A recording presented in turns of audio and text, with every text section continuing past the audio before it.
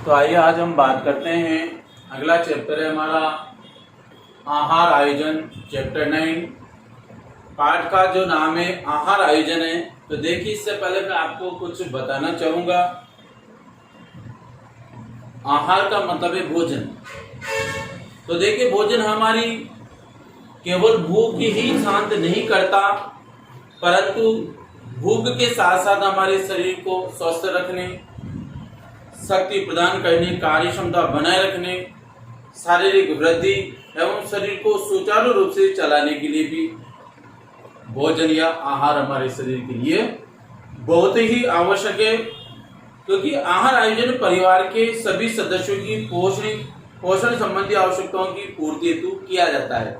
क्योंकि आहार आयोजन का मतलब है कि हम अपनी ही पूर्ति करें। इसमें परिवार के संपूर्ण सदस्यों की पोषण संबंधी आवश्यकताओं को पूरा किया जाता है, तो वो कहलाता है आपके आहार। देखिए, कलात्मक एवं वैज्ञानिक ढंग से भोजन की व्यवस्था ही क्या है अपने आप में। कलात्मक या व्यवस्थात्मक या वैज्ञानिक ढंग से भोजन की व्यवस्था करना ही आहार आयोजन है अपने आप में। तो देखिए, हम यहाँ पे आहार आयोजन की परिभाषा की बात करते हैं। दो परिभाषा हमने दी है।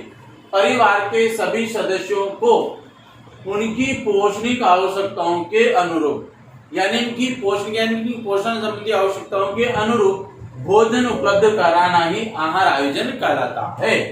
यानी पता है आपको कि परिवार में गृहिणी एक होती है बनाने वाली, और सभी बच्चे से लेकर वृद्ध तक सभी प्रकार के वयस्क, युवा, किशोर किशोरियां, बच्चे, बूढ़े, जवान, सभी प्रकार के सदस्य होते हैं। तो उन परिवार के सभी सदस्यों को उनकी पोषणिक आवश्यकताओं के अनुरूप भोजन उपलब्ध कराना ही क्या कहलाता है, आहार आयोजन कहलाता है। आहार आयोजन का श्रेय जाता है गृहिणी को, क्योंकि वो सभी की उम्र, वजन, यहाँ तक की कार्य क्षमता आदि को ध्यान में रखते हुए उनकी पोषणिक आवश्यकताओं की क्या करती है, आवश्यकता की पूर्ति करती है। अथवा में हमने एक और परिभाषा, परिवार के सदस्यों की आवश्यकताओं को ध्यान में रखते हुए विभिन्न खाद्य पदार्थों को उनकी पौष्टिक गुणों के आधार पर, यानी प्रत्येक सदस्य की विभिन्न खाद्य पदार्थ होती है, उनकी पौष्टिक आवश्यकताएं प्रत्येक सदस्य की अलग अलग होती है। तो उनको पौष्टिक गुणों के आधार पर आहार आयोजन में सम्मिलित करना ही क्या कहलाता है, आहार आयोजन कहलाता है। जिसे पता है आपको, बच्चों की आहार या पौष्टिक आवश्यकता अलग होती है, गर्भवती महिला की अलग होती है, कठोर परिश्रम करने वाले व्यक्ति की अलग होती है, वृद्ध व्यक्ति का अलग होती है। तो प्रत्येक सदस्य की पौष्टिक आवश्यकताएं अलग अलग होती है। तो उन सभी आवश्यकताओं को ध्यान में रखकर परिवार के और रखते विभिन्न खाद्य पदार्थों को उनकी पौष्टिक गुणों के आधार पर आहार में सम्मिलित करना ही क्या कहलाता है, आहार आयोजन कहलाता है। और ये एक महिला पर निर्भर करता है कि आहार आयोजनों किस प्रकार से करें। तो आइए हम इसमें आगे बात करते हैं। आहार आयोजन का महत्व, तो यहाँ पे सबसे पहला महत्व है कि पारिवारिक सदस्यों की पोषण संबंधी आवश्यकताओं की पूर्ति करना। तो देखिए, आपको पता है कि आहार आयोजन के द्वारा परिवार के जितने भी सदस्य हैं उनकी आवश्यकताओं की भली भांति पोषण संबंधी आवश्यकताओं की पूर्ति करना, साथ ही आहार आयोजित करते समय प्रत्येक सदस्यों की रुचि के अनुरूप भी भोजन उनको दिया जाता है। तो इसके आधार पर हम क्या करेंगे कि भोजन की आवश्यकताओं की पूर्ति एक गृहिणी के द्वारा प्रत्येक व्यक्ति की पूरी की जाती है। पहला महत्व है कि पारिवारिक सदस्यों की पोषण संबंधी आवश्यकताओं की पूर्ति करना आहार आयोजन द्वारा ही संभव है, और आहार आयोजन एक महिला के द्वारा संपन्न किया जाता है। दूसरा महत्व है प्रत्येक सदस्य की रुचि के अनुसार आहार की पूर्ति। क्योंकि परिवार में देखिए, आपके छोटे, बड़े, बूढ़े, कई प्रकार के व्यक्ति होते हैं, तो उनकी रुचि अलग अलग होती है। तो रुचि के अनुसार उनको आहार आयोजन करना भी गृहिणी के ऊपर है, ताकि ऐसे आहार का चुनाव करे महिला के प्रत्येक सदस्य की रुचि के अनुसार भोजन भी हो और सभी एक जैसा भोजन एक साथ उनकी रुचि के पूर्ण रूप से कर सके।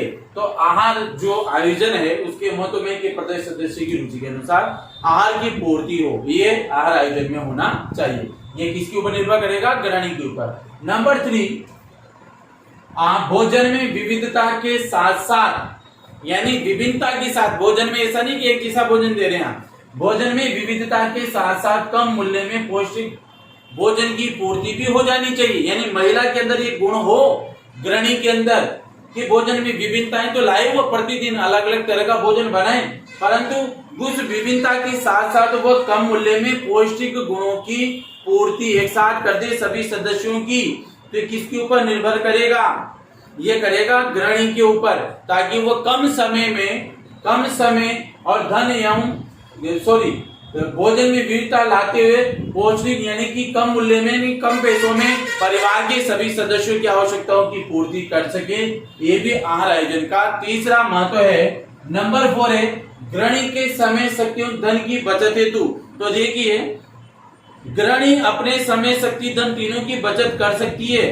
क्यों कर सकती है? क्योंकि 4-5 दिन पहले ही वह आहार आयोजन की योजना तैयार कर ले या बना ले और घर में उपस्थित पदार्थों, बाजार से खरीदे जाने वाले सामानों के बारे में पहले से ही उसको पता लग जाता है, जिससे गृहिणी क्या करती है? गृहिणी को भोज्य पदार्थों के संग्रहण, उत्पादन की संभावना, मौसम के अनुकूल पदार्थों की उपलब्धता आदि के बारे में अच्छे से जानकारी प्राप्त हो जाती है। इतना ही नहीं, आहार आयोजन द्वारा बचे हुए भोज्य पदार्थों का उपयोग भी भली प्रकार से पुनः प्रातः काल किया जा सकता है, जिससे शाम को भोजन बच जाता है तो सुबह उसका उपयोग किया जाए। क्यों? क्योंकि यहाँ पे मैं बात करूंगा समय, शक्ति और धन की बचत कैसे होती है। गृहिणी 4-5 दिन पहले क्या आपको इसके बाद कितने सप्ताह का भोजन आपको एकत्रित करना है, कितना राशन आपके घर में है, कितना नहीं, उनको इकट्ठा करके एक साथ लाकर समय, शक्ति और धन तीनों की बचत एक महिला कर सकती है। और रात्रि में बचे हुए भोजन का उपयोगी सदुपयोग यानी भली प्रकार से पुनः बचे हुए भोजन का भी उपयोग किया जा सकता है। साथ ही नंबर 5 आपके महत्व है भोज्य पदार्थों के संरक्षण, घरेलू उत्पादन की संभावना तथा मौसम के अनुसार खाद्य पदार्थों की उपलब्धता की जानकारी करना।